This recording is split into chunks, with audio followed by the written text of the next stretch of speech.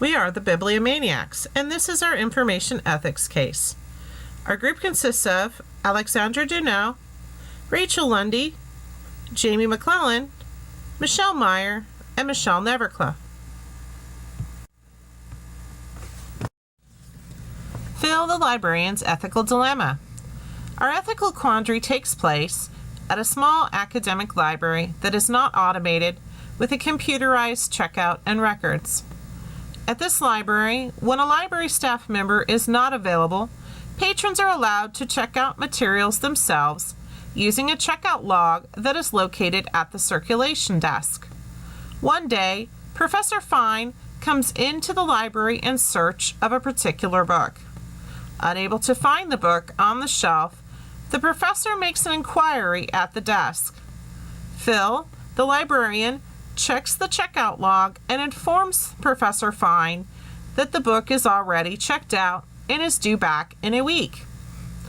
The professor, upset at this turn of events, claims that she needs the book to teach a class that evening. Phil apologizes for the inconvenience and goes about his business. While the librarian is occupied with another task, Professor Fine looks through the checkout logbook to find out who has the book currently checked out. Upon discovering that the person who has the book checked out is someone she knows, the professor tells Phil she will contact the patron herself and ask to borrow it from them. Phil, indignant at the professor's misuse of the checkout log, says, "I am sorry, Professor Fine, but that is unacceptable. You may not contact the patron, and you should not have looked into the checkout log for that information." Professor Fine replies, "I know her. It's not a violation in any way." A method for evaluating an ethical dilemma is put forward by Richard Severson. He provides a 4-step method of principled ethics.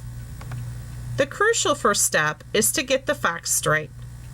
Step 2 is identify the moral dilemma. The third step is to evaluate the moral dilemma using the principles of information ethics to decide which side has the most ethical support. Severson's last step is to test your solution. Will it stand up to public scrutiny? Now that we've heard the full story, let's make sure we have the facts straight. This library is not automated. The library does not have an integrated library system. The checkout log is accessible to everyone in the library.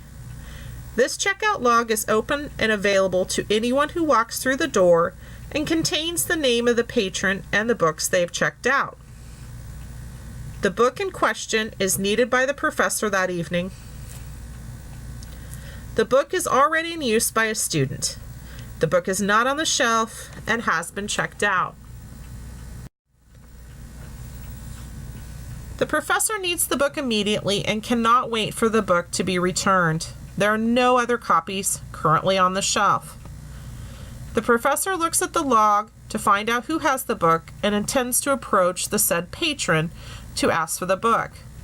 As the book was listed as checked out in the logbook, the professor was easily able to discern who currently has the book. The librarian is concerned that the professor has misused the checkout log and should not approach the patron. This, in the librarian's view, is an inappropriate use of the checkout log. The professor feels that since she knows the patron, her behavior is acceptable. Now that we have the facts straight, it is time to ascertain the nature of the moral dilemma. Here are some of the key moral issues that arise from this scenario. The professor needs the book immediately, but only for a short time.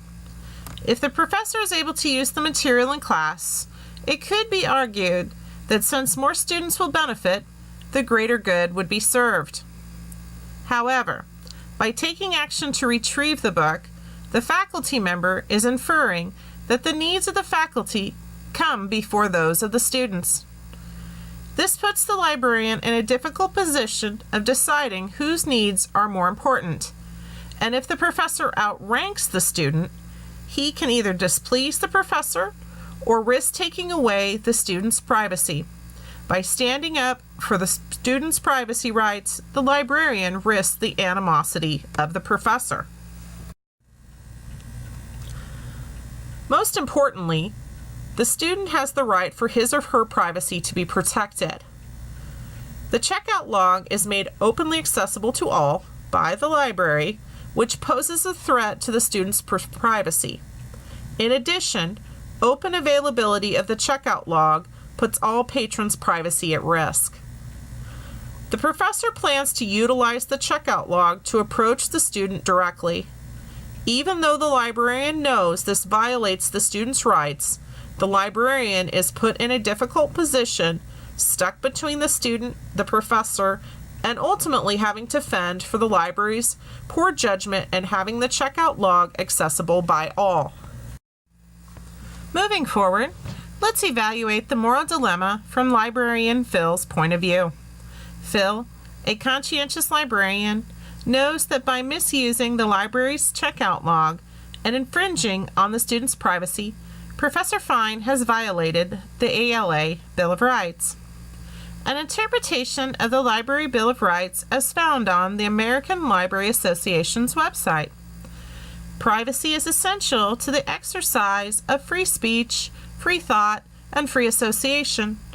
The courts have established a First Amendment right to receive information in a publicly funded library.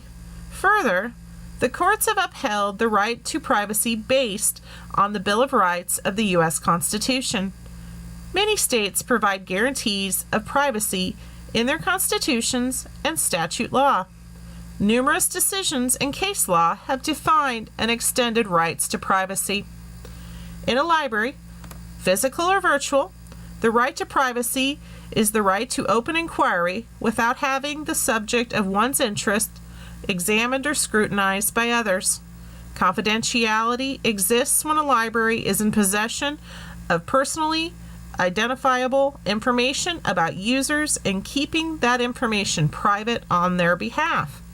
Confidentiality extends to information sought or received and resources consulted, borrowed, acquired, or transmitted, as stated in the ALA Code of Ethics, including, but not limited to, database research records, reference questions and interviews, circulation records, interlibrary loan records, information about materials downloaded or placed on hold or reserve, and other personally identifiable information about uses of library materials, programs, facilities, or services.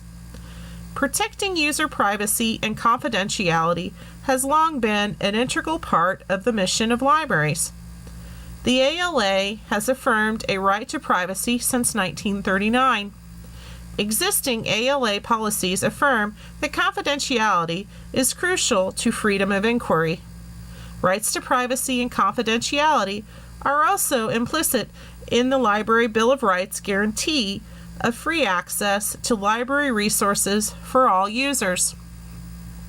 Rights of library users. Article 5 of the Library Bill of Rights states, "A person's right to use a library should not be denied or abridged because of origin, age, background, or views."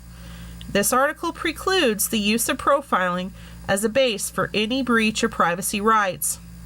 Users have the right to use a library without any abridgment of privacy that may result from equating the subject of their inquiry with behavior. In addition to violating the ALA Bill of Rights, Professor Fine could be guilty of malfeasance. More specifically, she might be putting her needs above those of the student, and the librarian could view the professor as uninformed of the student's privacy rights. Is the professor ignorant of the student's privacy rights, or is the professor knowingly abusing her power? Either way, the student's rights are violated. Let's move on and evaluate the moral dilemma from the professor's point of view. Professor Fine is frustrated because she has been told that her book she needs for her class that evening is not available because it is already checked out by someone else. The checkout log containing the information of the book's current custodian is easily accessible to the professor. As a professor and not a librarian, Professor Fine is not expected to adhere to the ALA core values for librarians. For the professor, the solution is simple.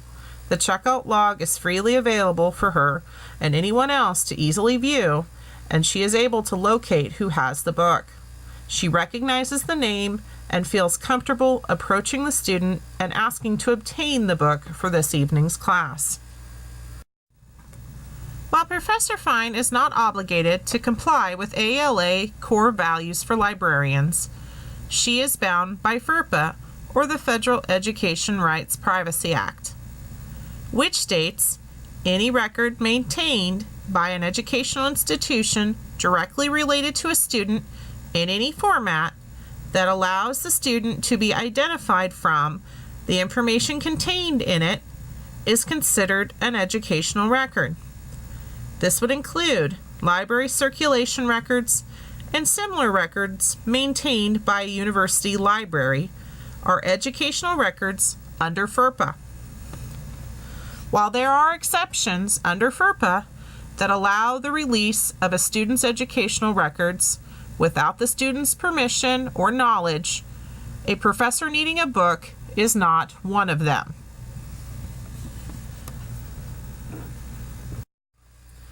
Professor Fine believes that since she knows the student, there is no moral issue that could restrict her from contacting the student to obtain the book. The professor also feels that her own need is greater than that of the students. Now that we have ironed out the facts and evaluated the moral dilemma, let's test our solution. The first step Phil can take is to explain the ethical dilemma to Professor Fine and hope she understands. Next, the librarian and professor could work together to find another solution to the problem. Perhaps the book is available somewhere else, or maybe there is some other resource the professor could use for that evening's class. So what can we do to prevent this issue in the future? It is clear from this scenario that a checkout log that is accessible to the public is not the most secure checkout system. There are several ways to remedy this problem. Perhaps the quickest solution would be to alter the checkout system for the logbook. Instead of writing down their names, students could write down their student ID numbers. A more secure option would be able to require one staff member to stay at the desk at all times. This would eliminate the need for a checkout log that is accessible to the public. Another solution would be to use a card system. A card would be placed inside each book. When a student checks out a book, the student would pull out the card, write down their student ID number and the due date on the back, and place it in a locked box at the desk. Using this method, the information is not openly accessible to anyone but the library staff. When the book is returned to the library, this library staff can easily find the card and put it back into the book for shelving. This method protects the patron's privacy but does not require any more staff. Although patrons and library staff would have to adjust to a different way of operating, ultimately finding a different solution to the open checkout log as it is now will help the library adhere to ALA standards. The patron's privacy is the most important factor in this scenario, and making sure no one has access to their information or reading habits should be of the utmost importance for libraries. This library might need more staff or budget discussions in order to properly serve their patrons. Student workers could be utilized at the circulation desk, or the library could shorten its hours to create an environment that ensures patrons' privacy. Overall, the main ethical issue addressed by this case is that of privacy. This event highlighted a major flaw in the security of this small academic library. Although the patrons and the library staff at this library will have to adjust to a new system, it will ultimately benefit everyone involved to have a more private and secure form of checkout process.